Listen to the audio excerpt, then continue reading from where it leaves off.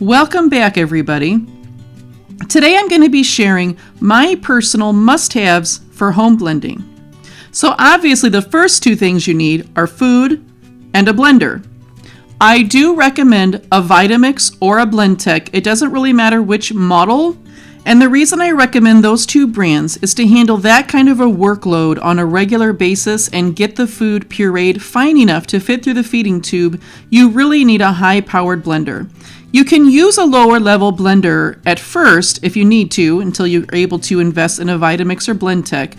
Definitely with a lower level blender, pour it through a fine sieve to make sure there's no particles in the blend that could cause a clog. Pretty thick blends can get through a tube. The issue that causes clogs is particles. Now you may say, well, why not just use a fine sieve and stick with a lower level blender?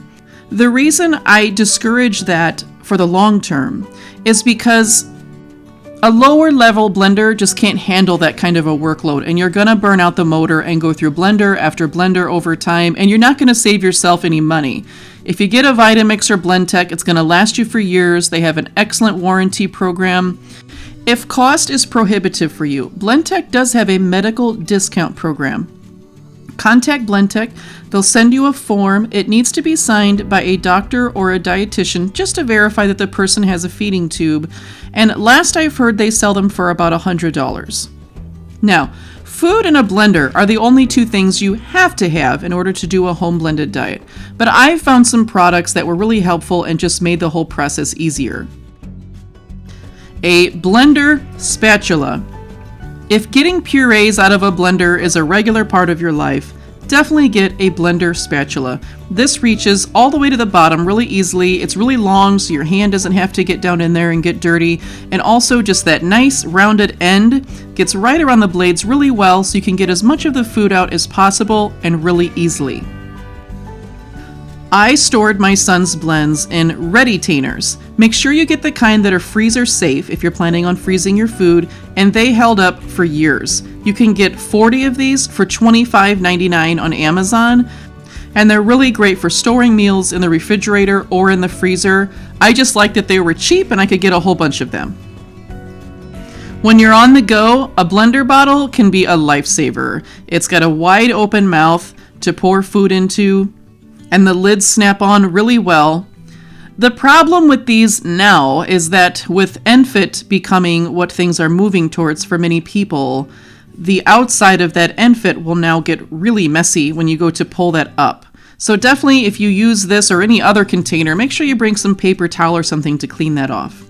Another option that a lot of people like is squeezy gear.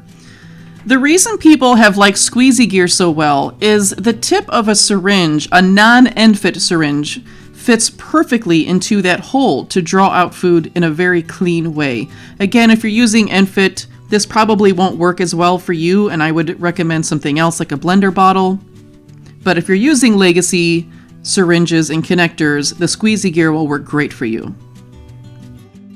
A pressure cooker, to me, is just a household staple at this point for appliances. I need mine as badly as I need an oven or a sink. I use it all the time. It is so easy to throw together healthy, just one-pot meals that are so easy to clean up afterwards. This can save you a lot of time. You can actually take the ingredients for a blend that you're making, put them all in the pressure cooker, whichever food is in there that requires the longest time, run it at that time, and then dump it all in the blender with your liquid of choice and blend it up. I eventually decided to get a mini freezer, and that ended up being absolutely wonderful. It freed up so much space in my freezer. All I had was just the freezer that came with a refrigerator, and my son's meals just took up too much space. Having a little freezer to keep those meals out of, so the freezer is free for everything else, just really, really helped out. I found it helpful to have a food scale. Not everyone will find this very helpful. It really depends. If you're on a keto diet or on a highly specialized diet, then a food scale is absolutely necessary. If you're really closely counting calories, if your child's underweight, or there's another issue like that where you really have to get calories accurate, then a food scale can be very helpful because it's the most accurate way of measuring food. I don't think a food scale is necessary for everyone.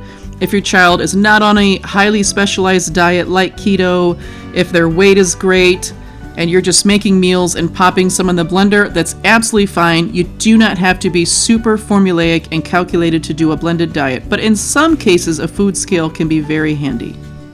Lastly, a shameless plug.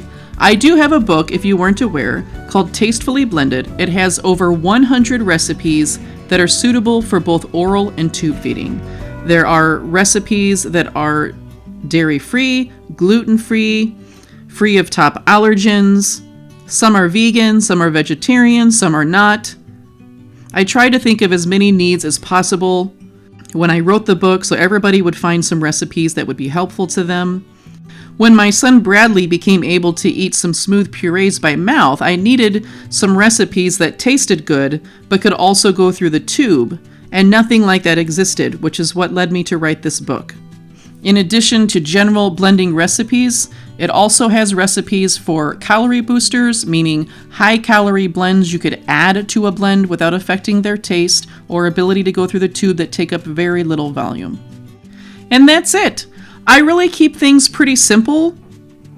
I don't like blending to be made super complicated. It doesn't have to be super complicated. You're just blending up food like a person would eat if they could eat by mouth and pushing it through the tube. Of course, thinking of their medical restrictions. I'll have a link in the description below for all of these products if you're interested. And that's it for this week. Have a great week, everyone. And remember, to everyone that's new to blending, you're gonna do great.